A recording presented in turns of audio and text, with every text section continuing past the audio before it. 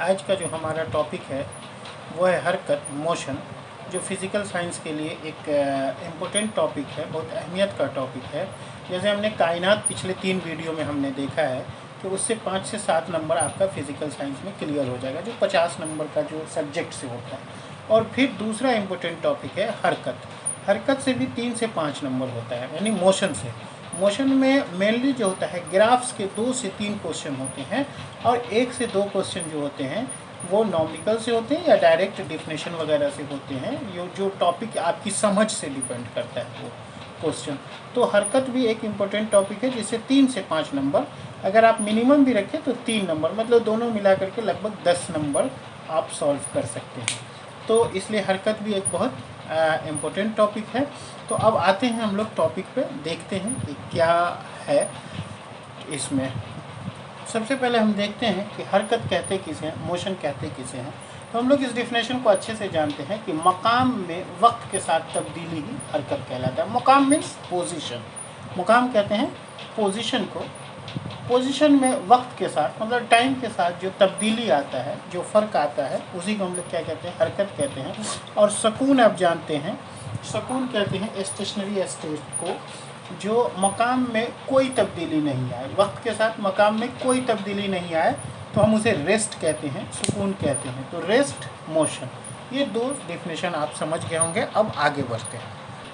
कोई शय हरकत कई तरीके से कर सकता है, उसका कई रास्ता हो सकता है। जैसे एक रास्ता ख़त मुस्तकीम, मतलब लीनियर लाइन, जो स्ट्रेट लाइन होता है वो हो सकता है। ख़त मुस्तकीम, लीनियर या स्ट्रेट लाइन। दायरी हो सकता है, मतलब सर्कुलर पथ पे हो सकता है, सर्कुलर पाथ पे हो सकता है। गर्दिश मतलब रोटेशन हो सकता है, किसी चीज़ के चारों तरफ घूम सकता है। इर्ताश, वाइब्रेशन, आप जानते हैं वाइब्रेशन हो सकता है। तो इस तरह से कई तरीके से हरकत हो सकती है। अब हम देखते हैं हरकत में हवाला जाती नुक्ता किसे कहते हैं। तो हवाला जाती नुक्ता का मतलब होता है कि जहाँ से कोई चीज़, कोई शय हरकत कर रही है, उस किसी एक शय को जब हम लोग बता करके बताते हैं, मतलब उसे एक रेफरेंस के तौर पे यूज़ करते हैं। जैसे स्टेशन से कोई आदमी 10 किलोमीटर पश्चिम जा रहा है, तो स्टेशन हो गया यहाँ पे हवाला जाती नुक्ता। जैसे हमने बताया ना कि स्टेशन से 10 किलोमीटर पश्चिम, तो ये हो गया स्टेशन, हो गया हवाला जाती नुक्ता, मतलब ओरिजिन पॉइंट, जहाँ से कोई सफ़र का स्टार्टिंग करता हो, तो उस पॉइंट को हम लोग कहते हैं हवाला जाती नुक्ता, रेफरेंस पॉइंट। इसी को हम लोग कहते हैं ओरिजिन भी, मतलब जहाँ से सफ़र स्टार्ट होता है। ओरिजिन को उर्दू में कहते हैं मुब्दा, मतलब स्टार्ट करने वाला पॉइंट। अब अगला पॉइंट है फासला, मतलब डिस्टेंस, जिसको इंग्लिश में कहते हैं डिस्टेंस। और दूसरा है मुंतकली, जिसे कहते हैं डिस्प्लेसमेंट। इसे आसानी से आप समझ सकते हैं कि फासला का मतलब होता है कि जितनी दूरी हमने तय किया, जितना हम चले, उसे हम फासला कहते हैं। फॉर एग्जांपल, जैसे ए से बी पॉइंट पर आने के लिए, देखो यहाँ ए है, यहाँ बी है, यहाँ आने के लिए हमारे पास 3 रास्ते हैं। एक रास्ते हैं ऐसे, ये लंबा लग रहा है। एक रास्ता है ऐसे, जो इससे ये छोटा लग रहा है। और एक रास्ता है सीधा स्ट्रेट, जो सबसे छोटा लग रहा है। तो ये इस रास्ते पे जब चलेंगे तो यहाँ से ऐसे करके यहाँ तक, तो कितना दूरी हमने चला, तो जो टोटल दूरी चला उसे हम कहते हैं फासला। मतलब टोटल तय किया गया जो रास्ता होता है उसी को हम लोग क्या कहते हैं, फासला। देखते हैं, टोटल तय किया गया फासला रास्ता फासला कहलाता है। डिस्प्लेसमेंट कहते हैं कि एक जगह से दूसरी जगह जाने में जो सबसे छोटा रास्ता होता है, जो सबसे छोटा, जनरली वो क्या होगा, स्ट्रेट लाइन होगा, स्ट्रेट लाइन। तो उसी को हम लोग कहते हैं मुंतकली, मतलब डिस्प्लेसमेंट। डिस्प्लेसमेंट 0 भी हो सकता है। फॉर एग्जांपल, जैसे ये ए पॉइंट है, अब हम ऐसे चलते हुए फिर यहीं पे पहुंच गए, तो फासला हमने इतना तय किया, मान लो ये 10 किलोमीटर है, तो ये 10 किलोमीटर फासला तय किया गया, लेकिन फाइनल फिर हम कहाँ पहुँच गए, ए पे पहुँच गए। तो डिस्प्लेसमेंट यहाँ पे कितना हो गया, 0 हो गया। तो डिस्प्लेसमेंट और फासला में यही डिफरेंस है कि फासला जितना दूरी हम तय करते हैं, जैसे ए पे ही आने के लिए हमने ऐसे चलते हुए यहाँ तक आए, तो ये मेरा फासला हो गया। डिस्प्लेसमेंट क्या हो गया, यहाँ पे 0।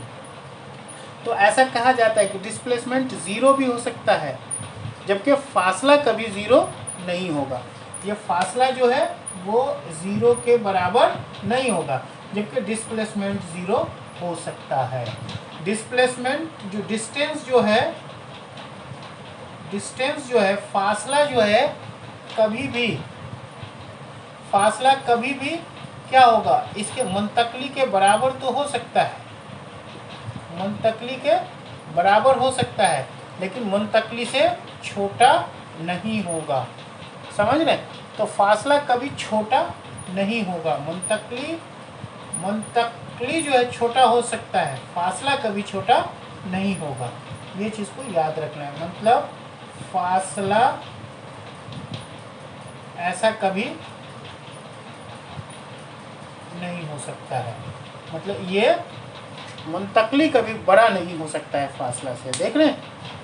तो मुंतकली ज़ीरो भी हो सकता है, एक बराबर भी हो सकता है, लेकिन मुंतकली बड़ा नहीं हो सकता है फासला से। तो ये तीन चीज़ आपको याद रखना होगा कि मुंतकली का मतलब होता है तय किया गया, मतलब शॉर्टेस्ट जो डिस्टेंस है, सबसे कम डिस्टेंस जो हुआ उसे हम लोग कहते हैं मुंतकली, मतलब डिस्प्लेसमेंट।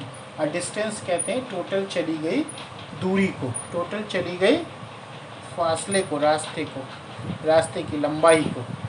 अच्छा, एक चीज़ और जान लेते हैं कि डिस्टेंस और डिस्प्लेसमेंट जो है, मतलब फासला और मुंतकली जो है, ये सिर्फ अददी तौर पे हम दिखा सकते हैं। अददी का मतलब जैसे 2 किलोमीटर, 2 मीटर, 5 मीटर, है ना, इसमें सिमत हम लोग नहीं दिखाते हैं, या डिस्टेंस में भी सिमत नहीं दिखाते हैं। तो ये सिर्फ अददी होता है। अददी मतलब सिर्फ नंबर में होता है, इसके पास सिमत नहीं होता है। इसका मतलब ये स्केलर क्वांटिटी है। क्या है?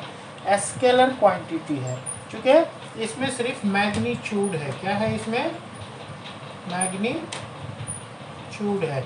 अददी को हम लोग कहते हैं मैग्नीट्यूड, मतलब। मैग्नीट्यूड का मतलब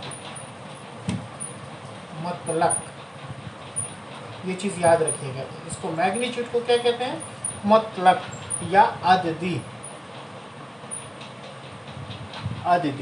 और सिमत तो जानते ही हैं, डायरेक्शन। तो इसमें सिर्फ अददी होता है, मतलब ये स्केलर क्वांटिटी, जिसमें सिर्फ मतलब हो या अददी हो उसे हम लोग क्या कहते हैं? Scalar quantity. अब देखिए, एक होता है यकसा हरकत और एक होता है गैर यकसा हरकत। यकसा हरकत का मतलब होता है यूनिफॉर्म मोशन, और गैर यकसा का मतलब होता है नॉन यूनिफॉर्म मोशन। तो देखो, यूनिफॉर्म मोशन मतलब यकसा हरकत, मसावी मतलब बराबर, वक्फा वक्त में मतलब इक्वल इंटरवल ऑफ टाइम, वक्फा मतलब इंटरवल, मसावी वक्फा वक्त में मसावी फासला मतलब बराबर दूरी तय करना, ये क्या कहलाता है? यकसा हरकत। मतलब बराबर वक्त में बराबर दूरी तय करना। जैसे मान लो कि पहले घंटे में आप 5 किलोमीटर चले, तो ये 1 आवर लिया। अब यहाँ से जो दूसरा घंटा आप चल रहे हैं, तो ये जो दूसरा आवर्स है, इसमें भी आप क्या किए? 5 किलोमीटर। मतलब हर घंटे में ये पहला घंटा, फर्स्ट आवर 5 किलोमीटर, फिर जो सेकेंड आवर आप चल रहे हैं, मतलब ये दोनों मिला करके ये सेकेंड आवर हुआ, यहाँ से यहाँ कितना हो गया? 2 घंटा। तो दूसरे घंटे में फिर 5 किलोमीटर। उसी तरह से जब तीसरा घंटा चल रहे हैं तो फिर 5 किलोमीटर। तो मसावी वक्त, 1 घंटा में 5, फिर 1 घंटा में 5, फिर 1 घंटा में 5, मतलब बराबर वक्त में बराबर दूरी तय करना। इसी को हम लोग कहते हैं यकसा हरकत। और गैर यकसा हरकत कब हो जाता है? जैसे पहले घंटा में आप 5 किलोमीटर चले, तो दूसरे घंटा में आप मान लिया कि 8 किलोमीटर चल दिए, तीसरे घंटा में आप हो सकता है 3 किलोमीटर चल दिए। तो ये क्या हो गया? गैर यकसा हरकत हो गया। मतलब मसावी वक्त है, वक्त 1-1 घंटा ही नहीं है, लेकिन दूरी अलग अलग आप चले। तो इसी का डिफिनेशन है मसावी वक्फाए वक्त में, मतलब बराबर वक्फाए वक्त में बराबर मसावी फासला तय करना, बराबर दूरी तय करना यकसा हरकत है। और गैर मसावी का डिफिनेशन हो गया मसावी वक्फाए वक्त में अलग अलग फासला तय करना, नॉन यूनिफॉर्म मोशन हुआ। तो आप आसानी से समझ गए होंगे इस चीज़ को। अब जो हम देखेंगे चाल और रफ्तार। चाल कहते हैं स्पीड को, रफ्तार कहते हैं वेलोसिटी को। तो देखिए चाल क्या हुआ? एक इकाई वक्त में तय किया गया फासला चाल कहलाता है। मतलब एक यूनिट टाइम में, पर यूनिट टाइम में जो डिस्टेंस हमने ट्रैवल किया, पर यूनिट टाइम, एक इकाई वक्त पर यूनिट टाइम में जो डिस्टेंस ट्रैवल किया उसी को हम लोग क्या कहते हैं, स्पीड। अब एग्जाम्पल के तौर पे एक इकाई वक्त क्या होता है वो समझिए। एक इकाई वक्त का मतलब हो गया जैसे 1 सेकंड में, 1 घंटे में या 1 मिनट में तय की गई जो दूरी है उसे हम कहते हैं। अब इसे निकाला कैसे जाता है, मान लिया जाए कि आप यहाँ दरभंगा से सफ़र स्टार्ट किए, यहाँ पे दरभंगा है, इससे सफ़र स्टार्ट किए और पहुँच गए कहाँ, यहाँ पटना पहुँच गए। तो दरभंगा से पटना मान लिया कि ये 100 किलोमीटर है। अब 100 किलोमीटर में कहीं पे मुजफ्फरपुर आ रहा है, कहीं पे कोई और हाजीपुर आ रहा है, तो वहाँ पे जाके आपकी स्पीड तो कम जाएगी। अभी यहाँ से आप मान लिया चले 50 की स्पीड से, लेकिन मुजफ्फरपुर में जाम है, आपकी स्पीड कम गई, हाजीपुर में जाम है, आपकी स्पीड कम गई, लेकिन आप टोटल 100 किलोमीटर चलने में आपको लगा 4 आवर, 4 घंटे लगे। तो 1 घंटे में आपने कितना दूरी तय किया गया, इसी को कहेंगे इकाई टाइम, इकाई वक्त। तो 1 घंटे में कितना लगा, तो 1 घंटे में आपने 100 को 4 से किया, मतलब 25 किलोमीटर। तो आपकी रफ्तार क्या हो गई, आपकी चाल क्या हो गई, 25 किलोमीटर पर आवर, 1 घंटे में 25 किलोमीटर। तो इसी को हम लोग कहते हैं चाल। के जो टोटल दूरी हमने चला, तय किया गया कुल फासला, चाल हम कैसे निकालेंगे, तय किया गया कुल फासला और लगने वाला कुल वक्त। तो कुल फासला को हम लोग एस से डिनोट करते हैं और लगने वाले वक्त को टी से डिनोट करते हैं। मतलब 4 घंटा लगा, तो यहाँ जैसे यहाँ देख लीजिए, और चाल को यू से डिनोट करते हैं। तो u इक्वल टू क्या हो गया, u इक्वल टू यहाँ हो गया s बाई टी। s हो गया मतलब दूरी 100 किलोमीटर, और t कितना हो गया, 4 आवर। तो हो गया ना, काटने के बाद 25 किलोमीटर पर आवर, तो निकल गया ये चाल। तो चाल इसी तरह से हम लोग निकालते हैं। और रफ्तार किसे कहते हैं, जब इसी चाल में सिमत भी हमें मालूम होगी। रफ्तार किसे कहते हैं, जब सेम चीज़ होता है, सेम चाल ही होता है, लेकिन उसमें सिमत का भी पता होता है कि किस डायरेक्शन में, किस दिशा में हम लोग जा रहे हैं, किस सिमत में, जैसे पश्चिम सिमत में, पूर्व सिमत में, दक्षिण सिमत में, तो वहाँ सिमत भी पता होता है। तो उसको हम लोग रफ्तार कहते हैं। मतलब रफ्तार जो होता है वो एक किस्म से वेक्टर क्वांटिटी है, और चाल क्या है, चाल है स्केलर क्वांटिटी। मतलब चाल में सिमत का मालूम नहीं है, इसमें सिर्फ मैग्नीट्यूड है। मतलब इसमें डायरेक्शन नहीं है, सिर्फ मैग्नीट्यूड है चाल में।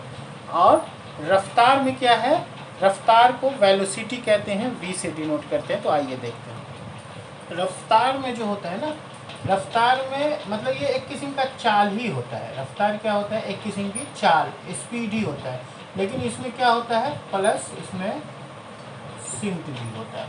मतलब ये डायरेक्शन भी होता है, चाल जब डायरेक्शन के साथ हो, स्पीड जब डायरेक्शन के साथ हो, तो उसे हम लोग वेलोसिटी कहते हैं। तो स्पीड और वेलोसिटी, रफ्तार और चाल, दोनों का जो इकाई यूनिट होता है, एसआई यूनिट, इस दोनों का क्या, एसआई यूनिट। मतलब एसआई इकाई जो होता है वो मीटर फी सेकंड, मतलब मीटर पर सेकंड होता है, मीटर पर सेकंड, या फिर किलोमीटर पर आवर, या फिर सेंटीमीटर पर सेकंड। ये तीनों चीज़ आप याद कर सकते हैं। इसकी यूनिट होती है, मतलब एसआई यूनिट होती है, मीटर पर सेकंड या फी सेकंड कहते हैं, किलोमीटर पर सेकंड या किलोमीटर फी पर आवर, मतलब फी घंटा, या सेंटीमीटर फी सेकंड। तो इसी तरह से हम लोग रफ्तार और वेलोसिटी दोनों को देख सकते हैं। कभी कभी रफ्तार क्या होता है कि रफ्तार जो होता है वो बराबर इंटरवल पे बराबर चेंज होता रहता है। जैसे हम लोग मान लेते हैं कि दरभंगा से हम लोग पटना जा रहे हैं, मतलब दरभंगा से पटना जा रहे हैं, तो यहाँ से दरभंगा से स्टार्ट किया कितने किलोमीटर पे, 20 किलोमीटर पे मान लिया जाए। तो 20 किलोमीटर पर आवर की चाल से ये शुरू किया।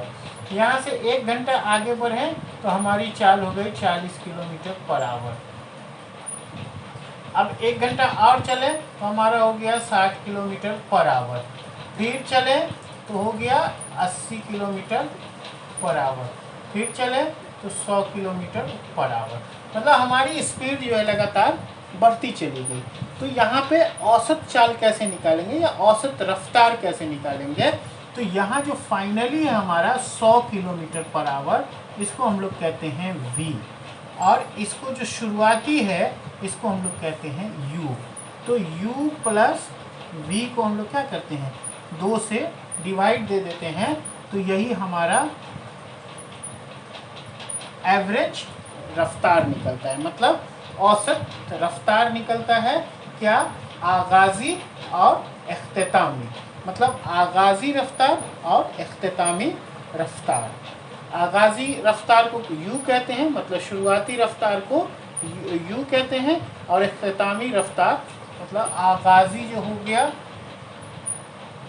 आगाजी रफ्तार जो हो गया वो u हो गया, और इख्तितामी रफ्तार तो हम समझ गए होंगे। जब इक्वल रेट से इक्वल शरह से रफ्तार चेंज होता है तो जो पहला रफ्तार होता है, मतलब जैसे यहाँ दरभंगा से हमने 20 किलोमीटर पे स्टार्ट किया था 20 किलोमीटर पर आवर, तो ये हो गया u, और पटना पहुँचते पहुँचते ये कितना पहुँच गया 100 किलोमीटर, तो ये हो गया v। तो ये हो गया आगाजी रफ्तार u और इख्तितामी रफ्तार v। मतलब शुरुआती जो रफ्तार है उसे u कहेंगे और जो इख्तितामी है उसे v कहेंगे। अगर इसका औसत रफ्तार निकालेंगे तो u प्लस v को 2 से डिवाइड कर देंगे तो ये औसत रफ्तार निकलेगा। और जान लेते हैं कि जो रफ्तार होता है वो चाल बदलने से बदल जाएगा। अगर चाल बदल गई मतलब स्पीड आपकी बदल गई तो रफ्तार भी बदल जाएगी। और रफ्तार जो है सिमत के बदलने से भी बदल जाता है। जैसे मान लो कि अभी ये इस दिशा में आ रहा है 20 की स्पीड से 20 किलोमीटर पर आवर, तो इसकी रफ्तार जो है वेलोसिटी यही हो गई 20 किलोमीटर पर आवर, और बाईं तरफ जा रहा है मतलब के पश्चिम, है ना। अब ये अचानक यहाँ पे चेंज कर लिया अपना डायरेक्शन, दक्षिण की तरफ कर लिया, और स्पीड है 20 किलोमीटर पर आवर। लेकिन जो डायरेक्शन चेंज हुआ ना, यहाँ पे अभी डायरेक्शन ये था, अब डायरेक्शन नीचे की तरफ चला गया, तो ये भी क्या हो गया, रफ्तार में बदलाव आया। क्योंकि रफ्तार क्या है, रफ्तार में सिमत भी है और रफ्तार में चाल भी है। तो रफ्तार अददी भी है और डायरेक्शन पे भी है, मतलब ये वेक्टर क्वांटिटी है। तो इसके वेक्टर के मतलब सिमत के बदलने से भी इसका रफ्तार का क्या होता है, रफ्तार बदल जाती है। या फिर स्पीड भी बढ़ जाए, अगर यहाँ 20 है और ये 30 हो जाता सीधे डायरेक्शन में ही, तब भी रफ्तार बदल जाता है। तो रफ्तार अदद पे भी डिपेंड करता है और सिमत पे भी डिपेंड करता है। कुछ भी बदलेगा तो रफ्तार बदल जाएगा, सिमत भी बदलेगा या स्पीड भी बदलेगा। तो अब अगला जो टॉपिक है वो है इसरा।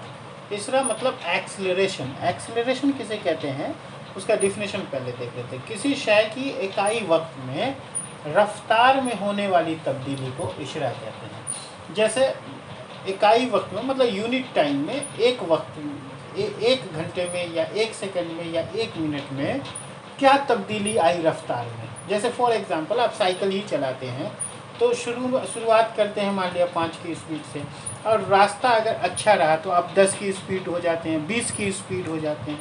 तो पता चला आधा घंटा तक आप 10 की स्पीड चलाएं, फिर अगले आधा घंटा आप 20 की स्पीड चलाएं, तो आपकी रफ्तार में क्या तब्दीली आया। जब आप रुके तो 20 की स्पीड थे, स्टार्ट किए तो 5 की स्पीड थे, तो रफ्तार में तब्दीली आया ना, 20 माइनस 5 15 की तब्दीली आ गई। तो इसी को हम लोग इशरा कहते हैं। मतलब 2 घंटे में अगर 15 की तब्दीली आई तो 1 घंटे में कितना आया, 7.5। तो इसी तरह से मान लीजिए इस चीज़ को समझने के लिए कि आप दरभंगा से 20 किलोमीटर की स्पीड से कोई गाड़ी चलाना शुरू किए। आप जब दरभंगा क्रॉस करते हैं तो 1 घंटे के बाद आप 30 किलोमीटर की स्पीड पे रहते हैं। मतलब 1 घंटे में आप 10 की स्पीड बढ़ गए, अगले 1 घंटे में 40 की हो गया, फिर इस घंटे में आप 10 की स्पीड बढ़े। तो यहाँ से देख रहे हैं रफ्तार 1 घंटे में 10 बढ़ा, फिर 1 घंटे में 10 बढ़ा, तो यहाँ तक रफ्तार के बढ़ने का जो रेट है वो सेम है, मतलब 10-10 का। लेकिन यहाँ जो तीसरा घंटा है इसमें 40 से सीधा आप कहाँ पहुँच गए, 70 की स्पीड पे। तो यहाँ पे 30 किलोमीटर पर आवर आप बढ़ गए। तो यहाँ बराबर नहीं रहा, अलग हो गया। अब फिर यहाँ से फिर चौथा घंटा में भी आप 100 किलोमीटर पे पहुँच गए, 100 किलोमीटर पर आवर, मतलब आपकी गाड़ी 100 की स्पीड से चल रही है। तो आप स्टार्ट किए थे 20 से और पहुँच गए 100 पे। तो आप में कितने घंटे में 100 पे पहुँचे, तो हम 4 घंटे में पहुँचे। कितने घंटे में, 4 घंटे में, 4 आवर, कुल जो वक्त लगा 4 घंटा। और स्पीड कितनी थी, u मतलब आगाजी स्पीड आपकी कितनी थी, u का मतलब आगाजी रफ्तार, तो 20 किलोमीटर पर आवर था। और फाइनल कितना है, जब आप पटना पहुंच रहे हैं तो उस वक्त आपकी स्पीड हो रही है फाइनल 100 किलोमीटर पर आवर। तो आपकी स्पीड में फ़र्क कितना आया, तो फ़र्क आया यही ना, 20 से स्टार्ट किए थे 100 पे पहुँचे, मतलब 100 माइनस 20 मतलब 80 किलोमीटर पर आवर क्या फ़र्क पड़ गया। स्पीड में 80 किलोमीटर पर आवर का फ़र्क पड़ गया। तो कितने घंटा में पड़ा, तो 1 2 3 4 घंटे में, तो 4 घंटे में पड़ा। इसका मतलब हुआ कि जो औसत निकला, मतलब अगर हम कहें 1 घंटे में कितना निकला, तो इसको 4 से डिवाइड करेंगे 20 किलोमीटर, मतलब आपकी स्पीड हर घंटे में 20 किलोमीटर पर आवर बढ़ी। 1 घंटे में 20 किलोमीटर बढ़ी, मतलब 20 से 100 4 घंटे में पहुँचे ना, तो इस बीच में आपकी स्पीड 80 किलोमीटर बढ़ गई। कितने घंटे में, 4 घंटे में। अब इन सब चीज़ों को आप भूल जाइए, तो आप सीधा देखिए इनिशियल और फाइनल, मतलब शुरुआत किए 20 से और 4 घंटे में आप पहुँच गए 100 पे। तो अब आप जो औसत निकालेंगे 4 घंटे में 100, मतलब कि आप हर घंटे में 20 की स्पीड बढ़ रहे हैं। तो यही जो रफ्तार 20 की स्पीड बढ़ रही है हर घंटे में, मतलब हर घंटे का मतलब इकाई वक्त में, उसी को हम लोग कहते हैं एक्सेलरेशन, जिसे हम लोग ए से दिखाते हैं। तो एक्सेलरेशन को ए से दिखाते हैं। तो इस तरह से एक्सेलरेशन का फॉर्मूला होता है a equal to v minus u, मतलब इख्तितामी रफ्तार और आगाज़ी रफ्तार। इख्तितामी रफ्तार में से आगाज़ी रफ्तार को माइनस कर दो, और जो टोटल टाइम लगा था, टी मतलब जो कुल टाइम लगा, कुल वक्त लगा, उससे डिवाइड कर दो, तो तुम्हारा एक्सेलरेशन निकल जाएगा। अब एक्सेलरेशन की इकाई की इस तरह की एसआई इकाई जो होती है वो होती है मीटर पर सेकंड स्क्वायर। मीटर पर सेकंड स्क्वायर, ये सब चीज़ याद रखना, पूछा जा सकता है। जो भी इकाई है ना, इकाई को याद कर लो। इस तरह किसे कहते हैं, मतलब इकाई वक्त में रफ्तार में होने वाली तब्दीली को इसरा कहते हैं। आगाज़ी रफ्तार को यू कहते हैं और इख्तितामी रफ्तार को वी कहते हैं। तो इस तरह से हम लोग इसरा, अब जैसे देखो इस पर कुछ नॉमरिकल्स वगैरह भी दिया जा सकता है, और इसका ग्राफीय वेलोसिटी भी दिया जा सकता है, जिसे हम लोग ग्राफ पे पूरा एक हम लोग देखेंगे, पूरा एक क्लास ही उस पर देखेंगे। आज हम लोग देख लेते हैं कि रफ्तार का सर्कुलर मतलब दायरी हरकत। तो दायरी हरकत मतलब आप समझ सकते हैं कि सर्कुलर जो होता है वो ऐसा होता है। दायरी हरकत मतलब यहाँ से कोई चीज़ चालू की चलना, तो ये चला, तो ये जो फासला हुआ यहाँ से शुरू किया यहाँ तक फासला हुआ। अब इस दायरे का एक क्या होगा, निस्फ कत्र होगा, मतलब आर होगा। तो हम लोग जानते हैं कि अगर इसकी स्पीड मुझे मालूम नहीं है, तो हम इस फासले को तो निकाल सकते हैं ना। फासला क्या होता है, हम लोग जानते हैं फासला होता है 2 पाई आर। ये जो यहाँ से पूरा विड्थ का सरकमफेरेंस होता है ना, सरकमफेरेंस जो होता है सर्किल का 2 पाई आर। तो एक राउंड में 2 पाई आर दूरी हम लोग चले, तो 2 पाई आर एक राउंड कितना टाइम में कंप्लीट किए, टी टाइम में। तो यहाँ पे दायरी वेलोसिटी जो होता है वो v इक्वल टू क्या हो जाता है, 2 पाई आर बाई टी। समझ गए। तो दायरी वेलोसिटी भी निकालने का आसान तरीका है 2 पाई आर बाई टी। और दायरी वेलोसिटी किसे कहते हैं, जब कोई शय किस में, दायरे में सफ़र करता हो तो उसे दायरी वेलोसिटी कहेंगे। दायरी वेलोसिटी मतलब 2 पाई आर बट्टा टी। तो इस तरह से हम निकाल सकते हैं। अब जो अगला क्लास हमारा होगा वो होगा ग्राफ पे, क्योंकि ग्राफ से 2 क्वेश्चन या 3 क्वेश्चन हर साल पूछता है, इसीलिए उस वीडियो को आप देखना मत भूलेंगे, ग्राफ के वीडियो को। इंशाअल्लाह कल उस वीडियो को हम डालेंगे, तो आप ग्राफ ज़रूर देखेंगे। इसे लाइक करें, सब्सक्राइब करें, ताकि अगला वीडियो आप तक आसानी से पहुँचे और आप फिज़िकल साइंस का जो फिज़िकल एजुकेशन है उस पे बीएड के लिए आसानी से क्वालिफाई कर सकें। और इस 50 नंबर में इंशाल्लाह आपको फ़ायदा होगा। मतलब जो अब तक 7 क्वेश्चन कायनात से आप ज़रूर बना लेंगे और 3 क्वेश्चन 2 क्लास में 3 से 4 क्वेश्चन इससे आप बना लेंगे, तो लगभग 9-10 क्वेश्चन का फ़ायदा हो जाएगा। इसी तरह से आप लगातार देखते रहेंगे, 10-15 क्लास और होगा तो आपको बहुत फ़ायदा होगा।